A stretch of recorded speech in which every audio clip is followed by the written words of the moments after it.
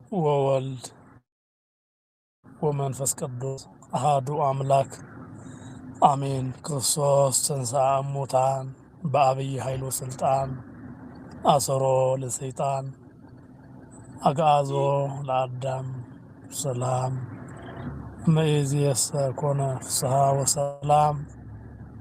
ዑራት ቦታትና የእንት እግዚአብሔር አበው ካህናት አሕዋትና ዲያቆናት በክርስቶስ ክርስቲያን ዝተባልኩም ቦታትና አዲታትና አሕዋትና ንሓትናን ኩላትኩም ድምፂ ቃል እግዚአብሔር ንምስማዕ ኩሉ ግዜ ናብዚ መንፈሳዊ መርሃ ግብርና ትመፁ ትርከቡ ወገናትና ሰላም እግዚአብሔር ምስ ኩላትና ይኹን። ከመይ ውዒላትኩም ከመይ ሓዲራትኩም ከም ግዜ ሰዓት ቆፃፅራኹም አሜን። እግዚአብሔር አምላክና ሽሙ ዝተመስገነ ይኹን። ንሎም ምሸት ናይ እግዚአብሔር ቃል እንነጋገረሉ ርእሲ ዝኾነና ወንጌል ዮሐንስ ዘሎ ቃል እዩ ክኸውን ምዕራፍ 20 ካብ ፍቕዲ 17 ዘሎ ቃል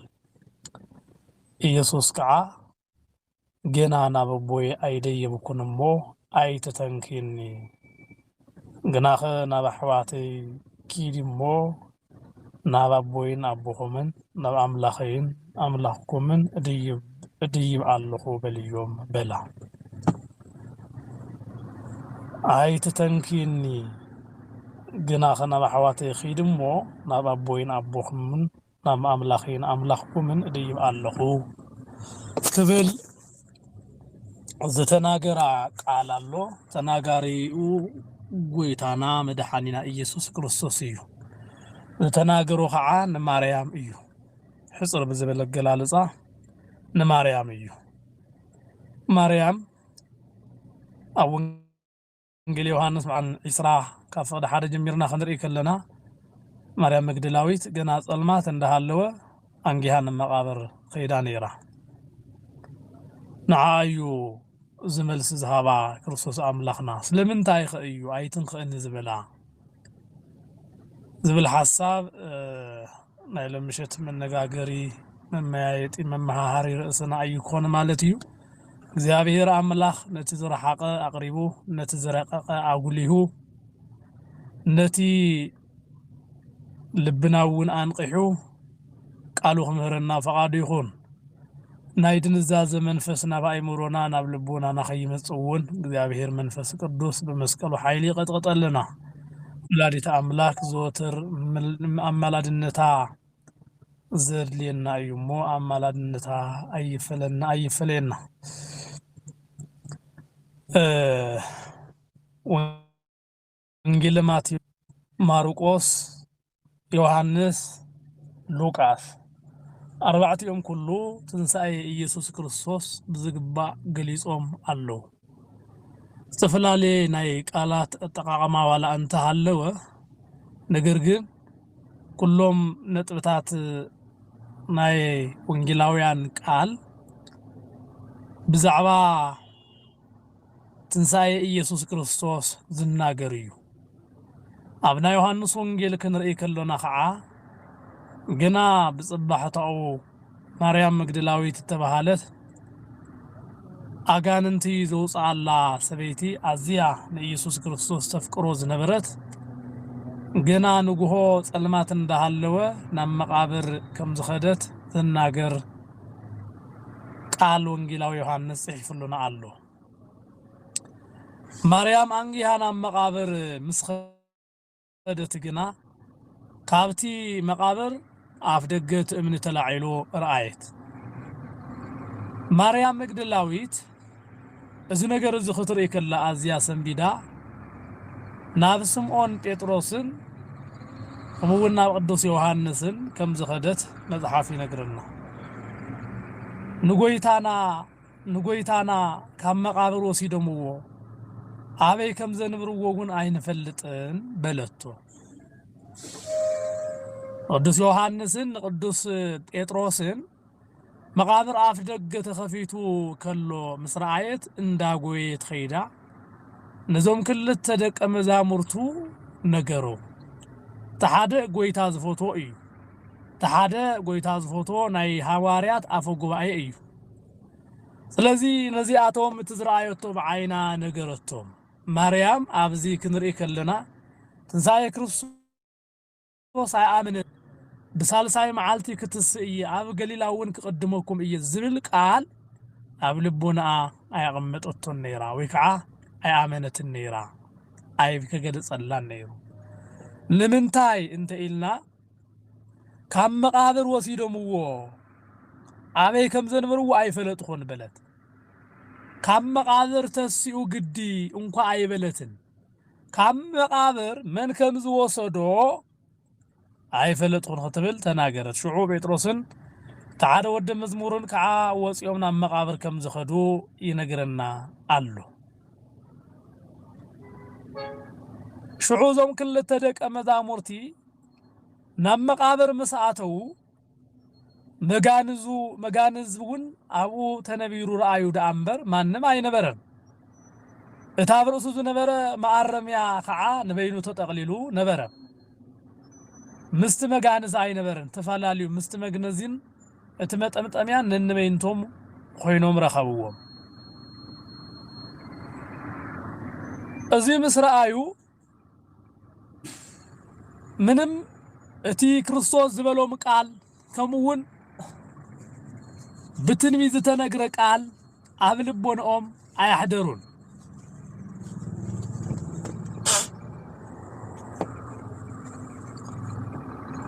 نتخموتان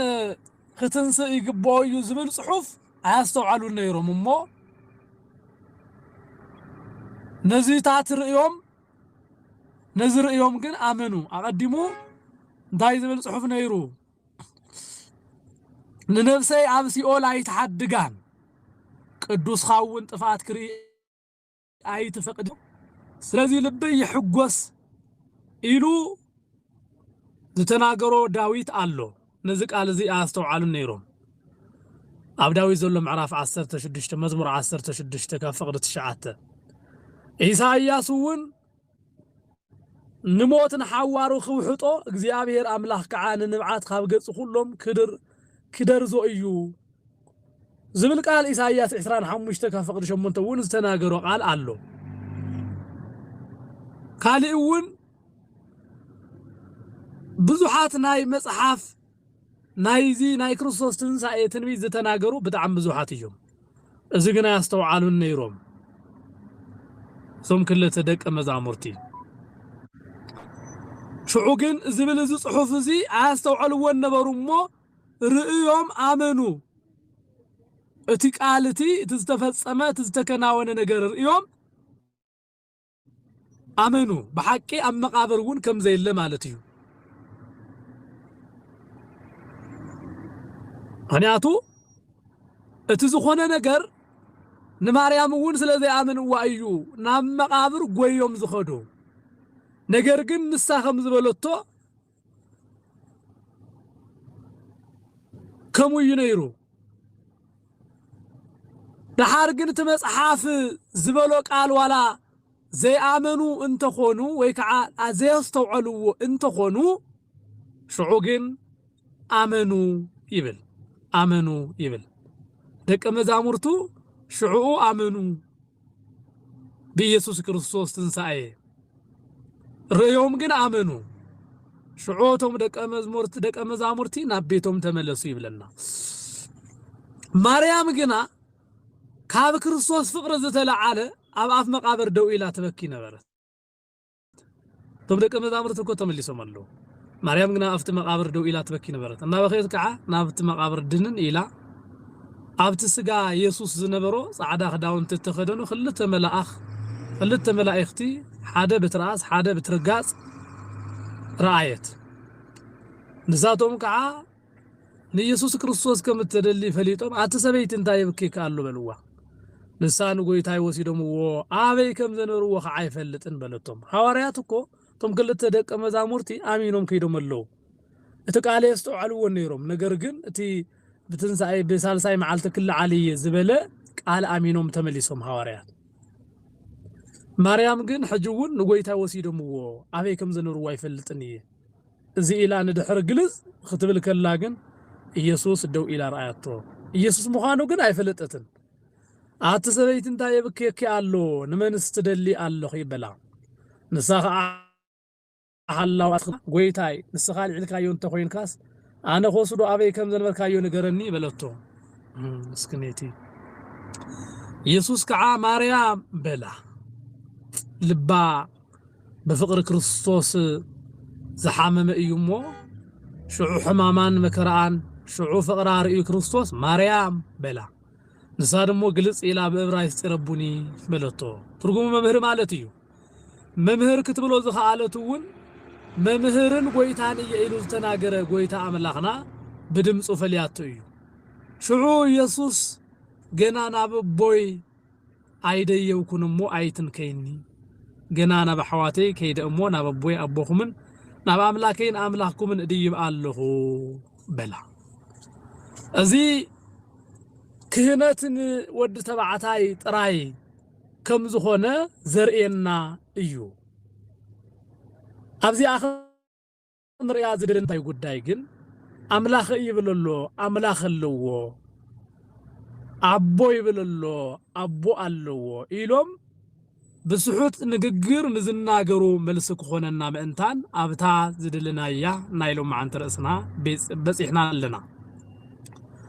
مغنياتو نمنتا ايو ايت نخن زبلا مغدلاويت ماريام جنا سماي بصلمت توحيطو ابز نبرو الاوان نغو كم لماد ايهوداويان شتو نخطقب نغويتا نا مقابر كيدايا فبتبصح كلاون اتمقابر تخفيتو امنون تلاعيلو رئيايا بسالتاي معالتي كم زل عال خناغر كله ولا سمعت انت هونت نغر جن بقابرو بادو كون كله كم تزتناغرو تلاعيل ايت اي بلت مخنياتو جنا اي امنت النيرا اي امنت سلازي نزيو منالبات وسيد خايو انت خوين خاص هذني زبلتو مخنيات تسريقو كيخون الى ايو زون كمتم حسوتኛታት ደቂስና እንዳለውና ሰሪቆምና ከምዝበሉ ሐሳብ ኮይኑ ነገር ግን ናታ ዘይምእማን ፍቅር ግን አለው ዋያ ናቶም ወታደራት ወረግን ሰሚዓ አላ ቶም ወታደራት ነተሐቂ በሐሱት ለዊጦም ወስለ ዝነበሩ ማለት እዩ በገንዘብ ተደሊሎም በገንዘብ ተታሊሎም ስለዚህ ጎይታይ ካም መቃብር ጎይታና ካም መቃብር ወሲዶም ወአሉ ናበይውን ከም ዘቀምጥው አይፈልጥን ዝበለቶ ቁጥር ክልተ ዘሎ ነዚ እዩ ክርስቶስ ናበይ ከም ዝኸደ ሰሪቆም ወንተ ኮይኖም ናበይውን ከም ዘቀምጥው አይፈልጥን ኢላ መላእክት ግን ክልተ መላእክት ኮይኖም ተገሊጾምላ አት ሰበይቲ ንምንታይ ይኽትበኪ ኢሎም ወአዮም ሽዑን እሳ ንጎይታይ ስለዝ ወሰዱ እዩ ኢላ ተናጊራ አላ መጨረሻውን ባዕሉ ተገሊጹ ንምንታይ ትበኪየለኺ አት ሰበይቲ خبل ናይ ክብር ቃል ተጠቂሙ ንማርያም አጸናኒዕዋ አሎ ንመን ኢኸ ከተደሊ ኢልዋ መን ኢኸ ከተደሊ ረግመወዶ ንመን ከምትደሊኮ ክርስቶስ ይፈልጥ እዩ ኃጢአት ከም ዝገበርናኮ ክርስቶስ ይፈልጥ እዩ ግን ኃጢአትኩም ተናዘዙ ክባሃል ከሎ ክርስቶስ ካባና خሰምዖ ዝደልዮ ነገር አሎ አዳም አበለኻ በሎ አዳምኮ ከምዝጠኽ አዳምኮ ጠፊው አይኮነን ግን አዳም ንምንታይ ከምዘጥፈ ንምንታይ ከምዝተሓበ ባዕሉ አዳም خናገር ስለዝግቦ እዩ ማርያምውን ንምንታይ ክትበኪልዋ ዘብኪያ ዘሎ ይፈልጥ እዩ ንመን ትደሊ የለኺ ብላ ንመን ከምትደሊውን ይፈልጥ እዩ ለሙውን ክርስቶስ አምላኽና ንዑ ደሊና ንዑ አፍቂርና خበኪን خنበኪን خنልቅስን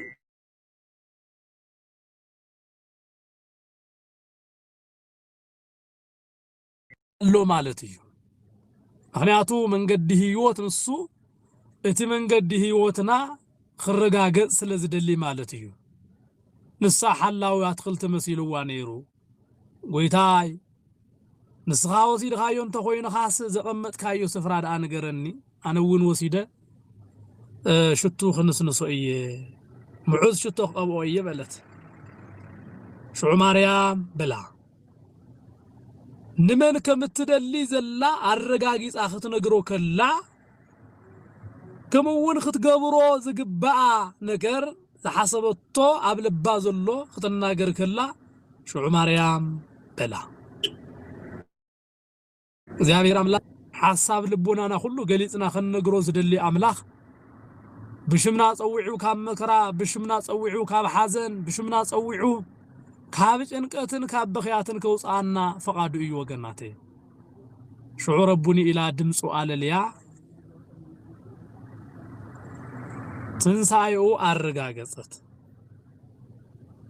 ትንሳኤው አምላኻ ባዕሉ ምዃኑ ማለት ካብ መቃብር መልዓሉ አረጋጊጻ አላ ነገር ግን በዋናነት ማርያም ኢሉ ክጽዋዓ ከሎ በድምጹ ስለዝፈለጠቶ ረቡኒ መምህር ኢላቱ እያ እዚ ኣብ ማርያም ንሽተን ነቲ ጎይታ መድኃኒት ኢየሱስ ክርስቶስ መልአኩ ርያ ድምጹ ሰሚዓ ትንሳኤውን መምህር ባዕሉ አረጋጊጻ አምላኼ ክትብሎ ይግባአ ነይሩ ግን አምላኼ አይበለቶን ስለዚህ ጉዳይ ከዓ አምላኽነቱን ስለዚህ ያረጋገጸት እታይትን ከአን ዝብል በክህነት ደረጃ ጓለን እስቴቲ ስጋ መለኮት ክትደህሰስ ከምዘይ ይግባአ ባዕሉ ክርስቶስ አምላኽና ንደቀ መዝሙርነት ዝመረጾም 12 ሐዋርያት ደቀ ተባዕትዮ ከም ዝኾኑ ንሱ ፈቃዱ ከምዝ ስለልኾነ ማለት እዩ ነገር ግን በዋናነት አይትን ከእኒ ዝበለ ሐሳቡን ስለዚህ አመነት እዩ አያመነትን ገና ናቦቦይ አይከድኩን አይትን ከእኒ ነገር ግን ናብ ሓዋተይ ኸይድኺ ናብ ደቀ መዛሙርተይ ኸይድኺ ናቦቦይ ናብ አምላኽካትኩም ከአርግየ ከደይብየ ኢሉ አሎ ኢልኺ ነገርዮ በላ እዚ ዝበላ ምኽንያት ንሱ አቦይ ክብል ከሎ ወዲ እግዚአብሔር ንምዃኑ ከረጋግጸልና እዩ ንሕና አቦሃትኩም ክብልና ከሎ ናይ እግዚአብሔር ደቂ ንምዃንና ከረጋግጸልና እዩ ስለዚ ንሕና ናይ እግዚአብሔር ደቂ ናይ ጸጋ ኢና እግዚአብሔር አብ ግን ናይ እግዚአብሔር ናይ ባህሪ ወዱ እዩ ንሕና ናይ ጸጋ ደቁ ኢና ስለዚ ክልተና ወይ ከዓ ኩላትና ናይ እግዚአብሔር ደቂ ክንባል ከለናስ ፍልልዩ ክርስቶስ አምላኽ ናይ ባህሪ ወዱ እዩ ንሕና ከዓኒ ናይ ጸጋ ደቁ ኢና ናብ አምላከይ ናብ አምላኽኩም ክብል ከሎ ንዝል ብዝለበሶ ስጋ ከም ዝተለዓለውን ከረጋግጸልና ምእንታን እዩ ዝለበሶ ስጋ ናይ እግዚአብሔር ፍጥረት እዩ እግዚአብሔር ባዕሉ ዝፈጠሮ እዩ ስለዚህ ናክናይ ናብ አምላኽኩምን ከአርግየ ዝበላ ዝኽብል ከሎ ናይ እግዚአብሔር ወዲ ዝተባሃለሉ ንዑኡ ንዓናውን ናይ እግዚአብሔር ደቂ ዝተባሃለናሉ ዝተፈላለየ ምዃኑ ከረጋግጸልና ስለዝደለ እዩ አቦይ ክብል ከሎ ናይ ባህሪ ወዱ ምዃኑ ይገልጽ ንሕና ከዓ ናይ ጸጋ ምዃንና አምላከይ ክብል ከሎውን ስለቲ ዝተዋሃዶ ስጋ ባዕሉ ዝፈጠሮ ናይ እግዚአብሔር ፍጥረት ስለልኾነ ስጋኡ ንኸረጋግጸልና እዩ ንሕና አምላኽና እዩ ንሕና አምላኽካትኩም እዩ ተተባሃልና ናቱ ፍጡራን ስለልኾና እዩ በዚ ከዓ ንሱ ፈጣሪ ንሕና ፍጡራን ንምዃንና ከረጋግጸልና እግዚአብሔር ወልድ ከም ዝክብል ከሎ አምላኽኩም ክብልና ከሎ ንሕና ፍጡራን ምዃንና ይረጋግጸልና አሎ ማለት እዩ أبزي توماس يوحنس عسرا كفقد عسران شوعات أصابعتها نابزي أمس يداوي رأي يدخون أمس نابغني أصقعيو إلو تزتوقع غنو بلنجينوس طور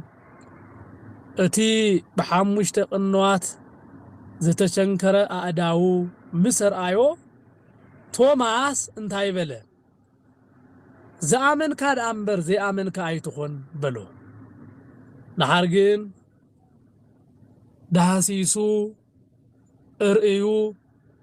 غويتاي أملاخي إلو آمينو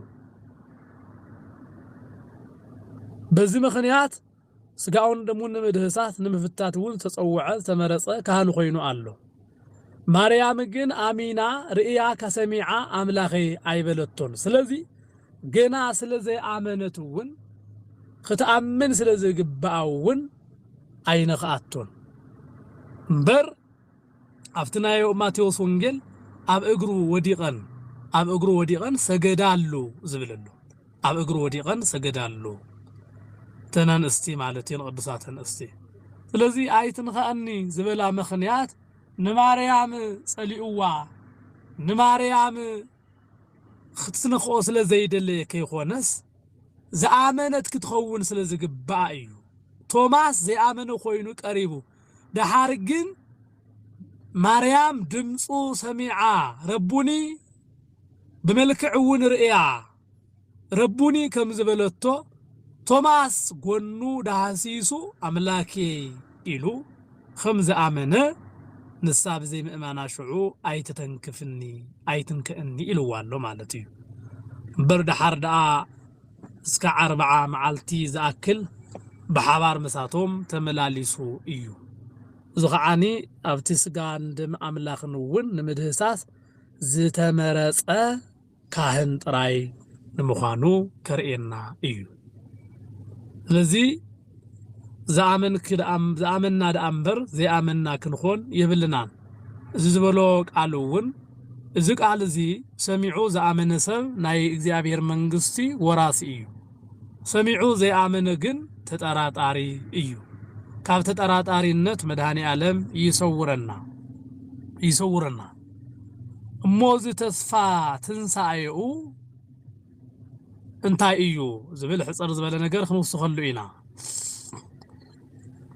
وزي بزعبات تنساين النقاقرو زلونا بخالي حساب العلنا تنساي ببوليكي دان الزمن زنبرة تصفى تنساينا بوليكي دان الزمن كله بعدام مخنيات 5 تكوننا 5 موت كله لو مخعا بكريستوس أملاخنا بإيسوس كريستوس زموتنا كله حيوان خنخونينا بعدام زتما حلالفت حاطياتن موتن اب هيوتنا كله كمتسرح بإيسوس كريستوس زمصات تنساي خعا نخلاتنا كتسرحيا እግዚአብሔር አምላክ በህይወትና ሁሉ ለነብሱ አብሲኦል ዘይ ሓደጋ ቅዱስውን ጥፋት ክርኢ ዘይፈቀደ ንሕናውን ነብስና ብልዕሊ አብሲኦል لنفسنا أمري تقبيرا نسجانا بس بيسوق ترف زي فكر أملاخ تنساي زجوباي خيرنا أيو زابير أملاخ زامنا خويننا من قصو نمورة زقعنا خويكم زابير يردعنا آمين زيدرا الأولو بيسينيرو